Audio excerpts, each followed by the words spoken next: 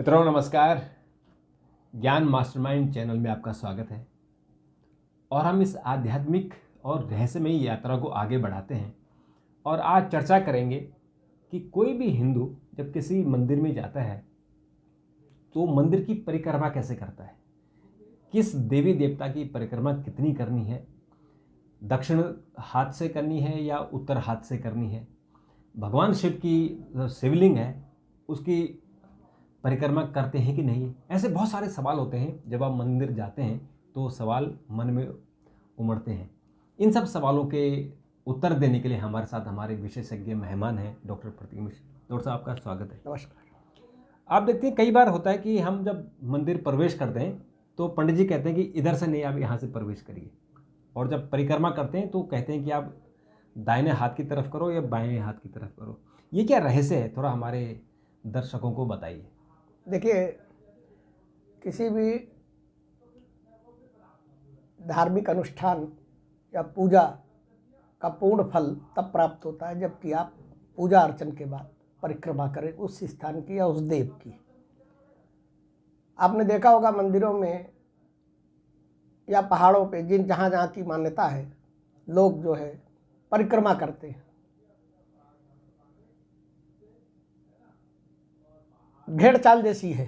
हाँ, परिक्रमा करने के लिए आपाधापी मची हुई है, लेकिन इसके अपने कुछ नियम हैं, कुछ कायदे हैं, इसके कुछ फायदे हैं। आध्यात्मिक फायदे के साथ साथ इसके वैज्ञानिक भी रहस्य है, वैज्ञानिक दृष्टिकोण से भी बड़ी फायदेमंद है। ज़्यादातर लोग परिक्रमा के बारे में जानते नहीं हैं और अज्ञानता की वजह से वो गलत परिक्रमा करते हैं। उनको तरीका नहीं पता है पूरी तरीके से।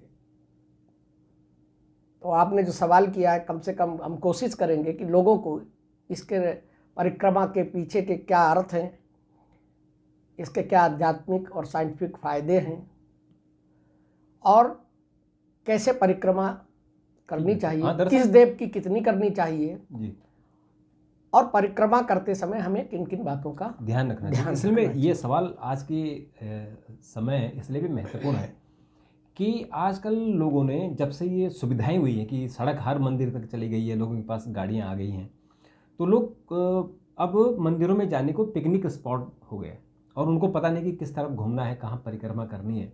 और अगर आप मन से, ध्यान से, अगर आप आस्था के साथ परिक्रमा नहीं करते हैं तो आपका जो अधिष्ठान है वो पूर्ण नहीं होता है। तो जब आप इतनी दूर जाते हैं, माँ बाप का पैसा खर्च करते हैं, जो बुज़ुर्ग लोगों को तो फिर भी पता होता है, लेकिन यंग लोगों को पता नहीं होता है, तो उनको डॉक्टर साहब थोड़ा सा बताइए कि जब आप मंदिर में जाएं, एक तो मंदिर में जाते प्रवेश करते वक्त तो मन कितना शुद्ध होना चाहिए, एक तो उस पर ध्यान देना चाहिए। क्योंकि मंदिर आपके टूरिस्ट स्पॉट नहीं है कि आप गए और आपने फ़ोटो खींच ली, आपने सेल्फी खींच ली, उसके लिए नहीं है। देखिए, चाहे मंदिर का दर्शन हो या परिक्रमा,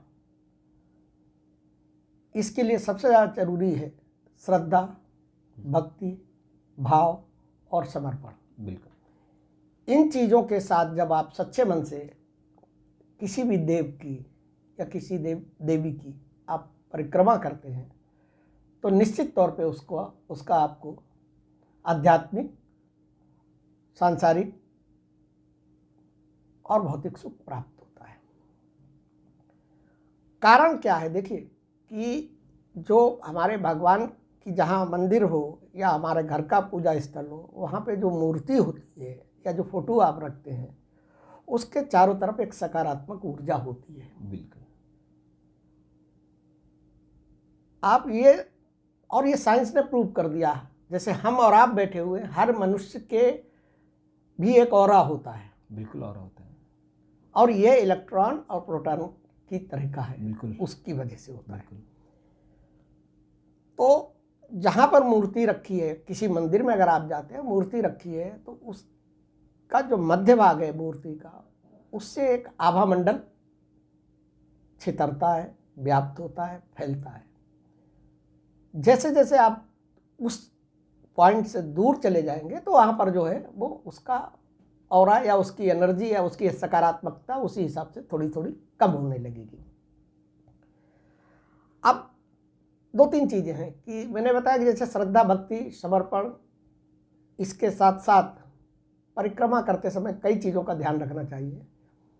एक तो परिक्रमा कभी खाली हाथ नहीं की जाती है। जनरली आपने देखा होगा मंदिर में लोग जाते हैं और चक्कर लगा के और समझ लेते हैं कि हमने अपना काम पूरा कर दिया, हमारी पूजा अर्चना हो गई। तो कभी भी जो है परिक्रमा को खाली हाथ नहीं करना चाहिए। आप हाथ में पुष्प ले लीजिए, अक्षत ले लीजिए, कोई पत्ता ले लीजिए, एक कोई सिक्का ले लीजिए। हाँ, सिक्का ले लीजिए, अक्षत ले लीजिए। अक्षत मतलब बिना टूटे हुए चावल ले लीजिए, बिना टूटे हुए चावल। दूसरी बात क्या है कि परिक्रमा करते समय आपको एकाग्र रहना है। हाँ, मतलब जिस ईश्वर की आप परिक्रमा कर रहे हैं आप ध्यान वहाँ लगाना है। वहाँ ध्यान लगाना। आपको परिक्रमा करते समय, जैसे ही आप परिक्रमा शुरू करते हैं, आपको परिक्रमा करते समय बीच में रुकना नहीं है। अगर समूह में कर रहे हैं या आप कभी कभी क्या होता है कि 4 दोस्त चले गए या एक परिवार के लोग एक साथ परिक्रमा कर रहे हैं, तो बीच बीच में जो बातें करते हुए चले जा रहे हैं, बतियाना नहीं है। आपको ध्यान मग्न होकर परिक्रमा करनी, परिक्रमा में रुकना नहीं है। और दूसरी बात, जहाँ से परिक्रमा आप जिस बिंदु से शुरू करें उसी बिंदु पर आकर परिक्रमा खत्म करें। अगर आप ऐसा नहीं करते हैं, बीच में आप बात करने लगते हैं, बीच में रुक जाते हैं, तो वो परिक्रमा अधूरी मानी जाती है। और उसमें ये भी है कि जो आपकी परिक्रमा है, हाँ, वो 3 बार करनी है, 5 बार करनी है, 7 बार करनी है, इसका भी महत्व है। नहीं, मैं बताऊंगा आपको, वो बताऊंगा, उसका अलग अलग महत्व है। हर देवी देवता का अलग विधान है। दूसरे क्या है कि अपने मन को एकाग्र बनाए रखने के लिए आप कोशिश करें कि हाथ प्रणाम की मुद्रा में रहें। और परिक्रमा जैसे कि खाली हाथ नहीं करते हैं, हाथ जोड़ के प्रणाम की मुद्रा में रहें। और जिस भगवान की परिक्रमा आप कर रहे हैं, अगर आपको उसका कोई मंत्र याद है तो उसका मन ही मन जाप करें। जाप करने का मतलब ये है कि आप की आवाज़ नहीं आनी चाहिए, अंदर अंदर आप मन से उसका जाप करें। तो इस तरीके से अगर आप परिक्रमा करेंगे तो उसका आपको निश्चित तौर पे लाभ मिलेगा, इसमें कोई वो नहीं है। दूसरी बात क्या है कि परिक्रमा एक उसी तरीके का विधान है जिस तरीके का पूजा पाठ है। जैसे आप पूजा पाठ जब में बैठते हैं या पूजा पाठ करते हैं या करवाते हैं, तो आपका मन शुद्ध होता है, आपका तन शुद्ध होता है। तो ये चीज़ें भी आपकी शारीरिक और मानसिक शुद्धता बनाए रखें। समर्पण और श्रद्धा आपके पास होनी चाहिए और दिशा का पालन करना चाहिए, किस दिशा में आपको करना है। अमूमन मैं आपको बताऊं, मैं इस पर अभी डिटेल में बताऊंगा आपको कि 90% लोग जो है परिक्रमा गलत करते हैं। परिक्रमा जो है बाएं हाथ से शुरू करते हैं, उल्टे हाथ से करते हैं। जबकि परिक्रमा हमेशा दक्षिणवर्ती होनी चाहिए, दाएं हाथ से शुरू करनी चाहिए। और जैसे घड़ी की दिशा होती है ना, उस तरीके से करनी चाहिए।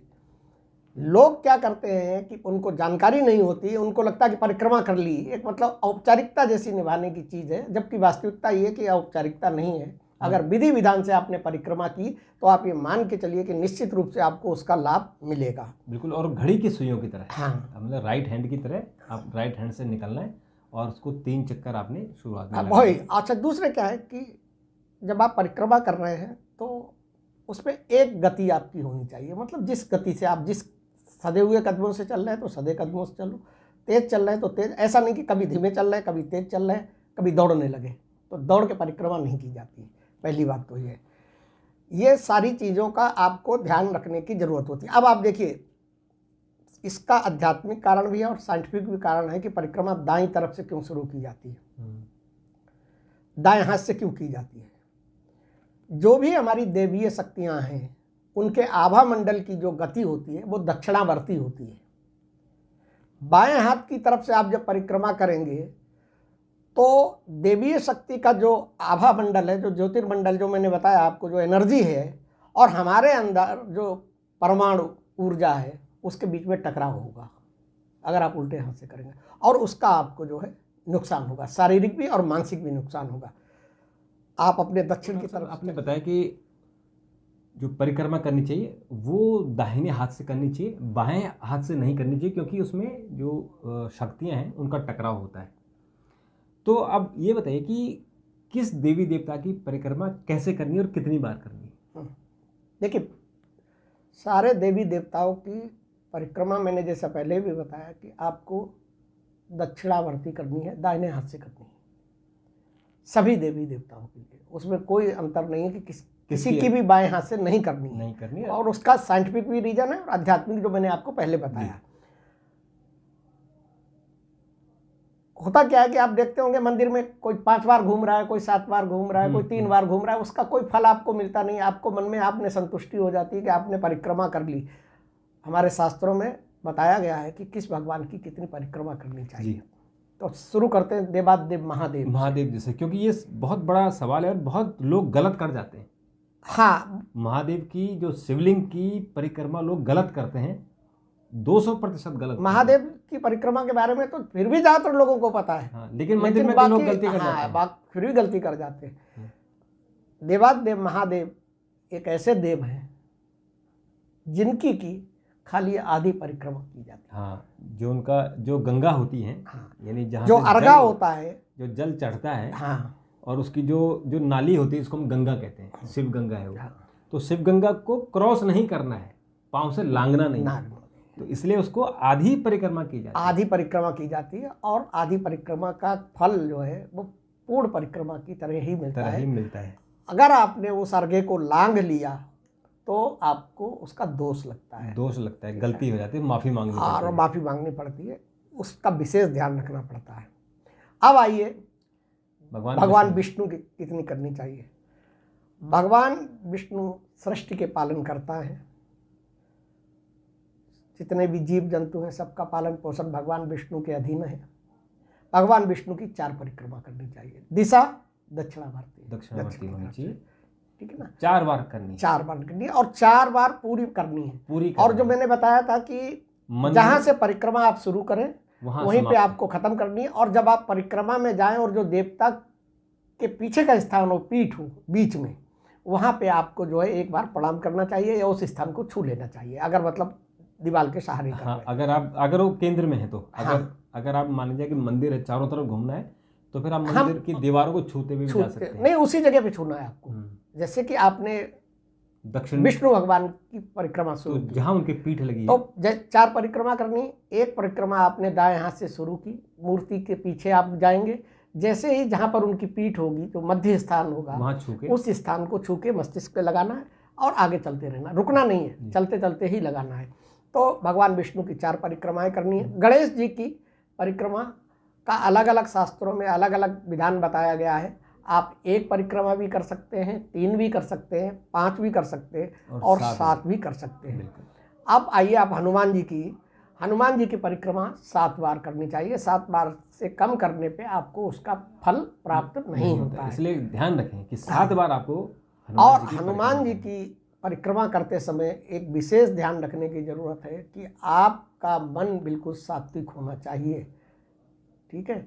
और कहा तो ये जाता है कि आप जो है नज़र नीची करके और परिक्रमा कीजिए। कि हनुमान जी की परिक्रमा में ऐसा नहीं, क्योंकि परिक्रमा में बहुत से लोग करते हैं परिक्रमा, तो पता चला कि आपका मन विचलित हो गया, आप समझ गए।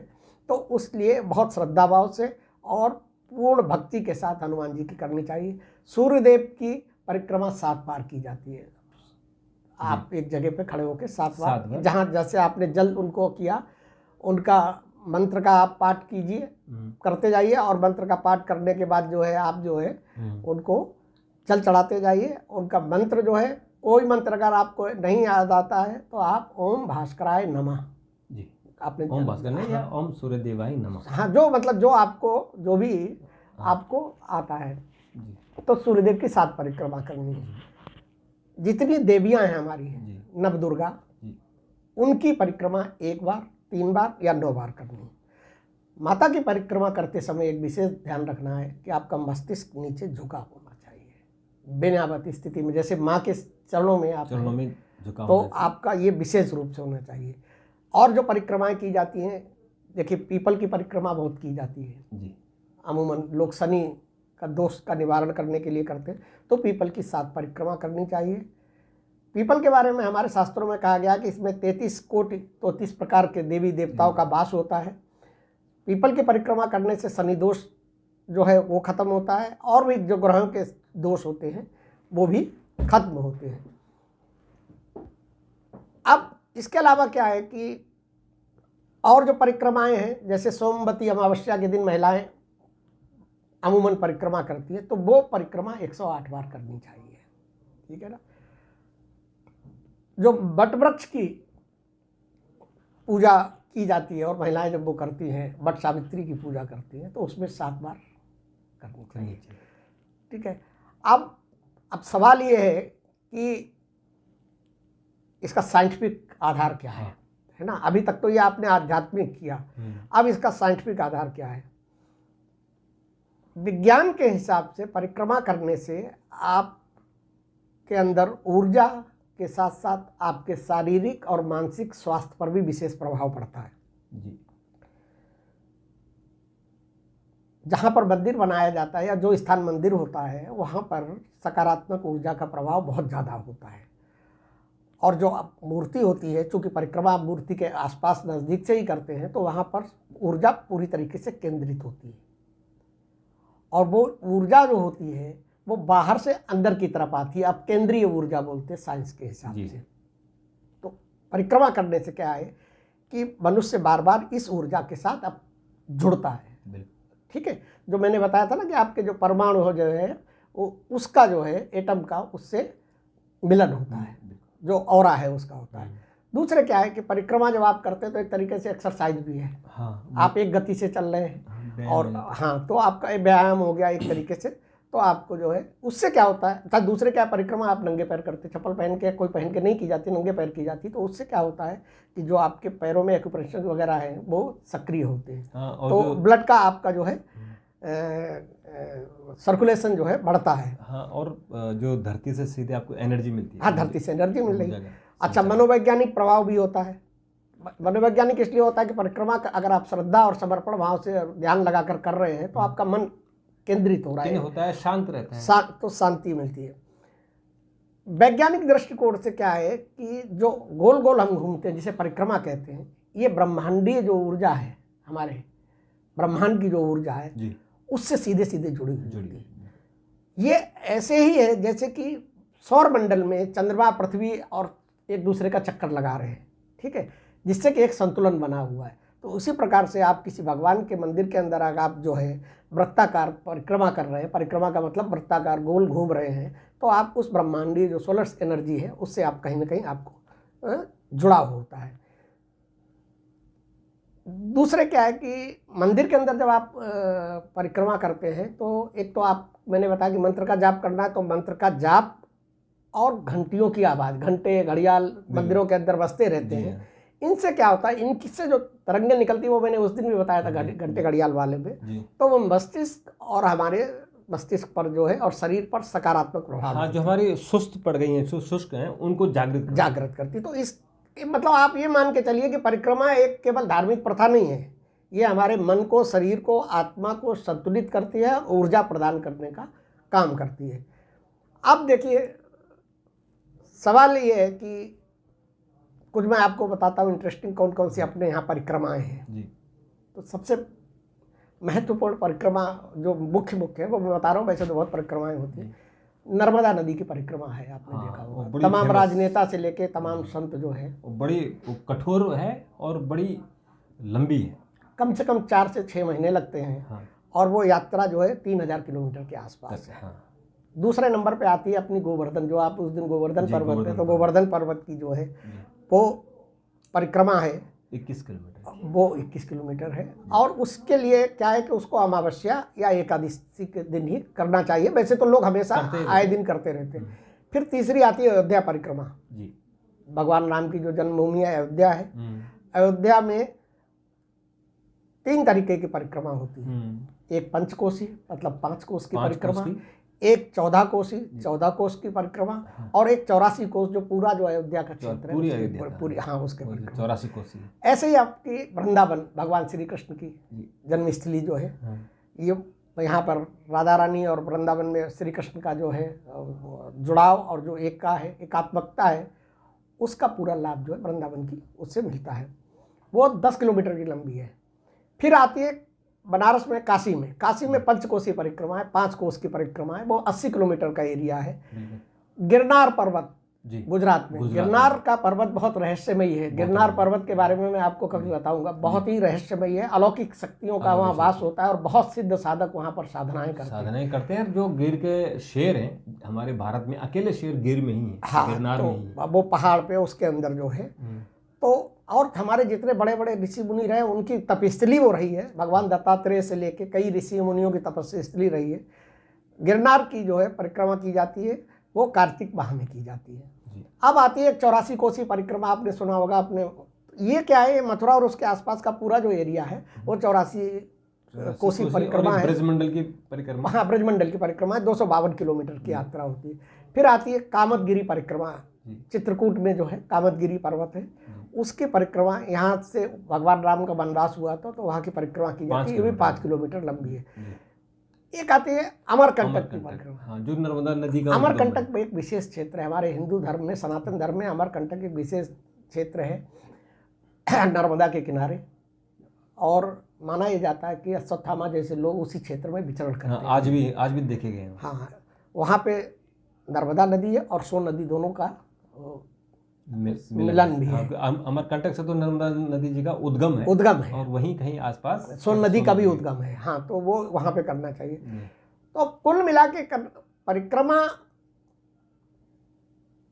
को अगर आप श्रद्धा, समर्पण, त्याग, एकाग्रता, शुद्धता, इन सारी चीज़ों और नियम का विधि विधान से करते हैं तो आप मान के चलिए कि उसका आपको आध्यात्मिक भी फायदा होता है, उसका आपको वैज्ञानिक फायदा होता है। देखिए, अगर कोई आदमी 3000 किलोमीटर जो नर्मदा जी की यात्रा करता है, जैसे कि अभी जो उमा भारती जी ने की थी, आपके जो दूसरे राजनेता हैं उन लोगों ने की थी, तो जिन्होंने भी परिक्रमा की है उनका स्वास्थ्य ठीक है, उनको भगवान ने भी मंत्री बनाया, मुख्यमंत्री बनाया। वो तो आपको आध्यात्मिक उससे फायदे हो रहे हैं। शारीरिक फायदा क्या, साइंटिफिक फायदा क्या है कि आपको मेडिकल साइंस भी ये कहती है कि आप जितना चलें, हाँ, उतना आपके स्वास्थ्य के लिए लाभ है। आपके शरीर के जितने आपके अंग हैं, जितने वो सब सक्रिय रहते हैं और आप बीमार नहीं तो वो आप जो है आप 5 कोसी कर रहे हैं, 14 कोसी कर रहे हैं, 84 कोसी कर रहे हैं, तो आप समझ आप तो ये मुझे लगता है कि जो हमारे पौराणिक लोगों ने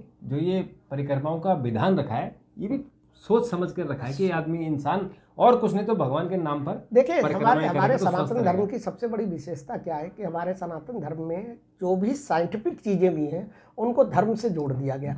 और धर्म से इसलिए जोड़ दिया गया क्योंकि हमारी जो हिंदू समाज है वो धर्म भीरू है, धर्म से डरता है और धर्म के नाम से जिस चीज़ को जोड़ा जाता है वो एक तरीके से अनिवार्य जैसी स्थिति हो जाती है। तो करते, अगर उसको वो साइंटिफिक तरीके से करते तो कहते कि छोड़ो, आप कर लेंगे, नहीं करना है तो कर लेंगे, अरे नहीं करना, छोड़ दिया, लाइटली लेते, मतलब हल्के में लेते। बिल्कुल। तो कुल मिला के तो अगर आप मंदिर जाएं तो इस बात का ध्यान रखें कि आपको परिक्रमा कैसे करनी है, कितनी परिक्रमा करनी है, ध्यान केंद्रित करना है और अपने आप को समर्पित कर देना है उस ईश्वर को, उस मंदिर को जहां आप गए हैं। डॉक्टर साहब, आपने बहुत रोचक जानकारी दी, आपका बहुत बहुत धन्यवाद। और मित्रों, अगर आपको पसंद आया तो ज़रूर उसको शेयर कीजिएगा, अपने मित्रों को बोलिए कि चैनल को सब्सक्राइब करें। इसी तरह से बहुत रोचक कहानियाँ और जानकारी हम आपको देंगे। तब तक के लिए नमस्कार।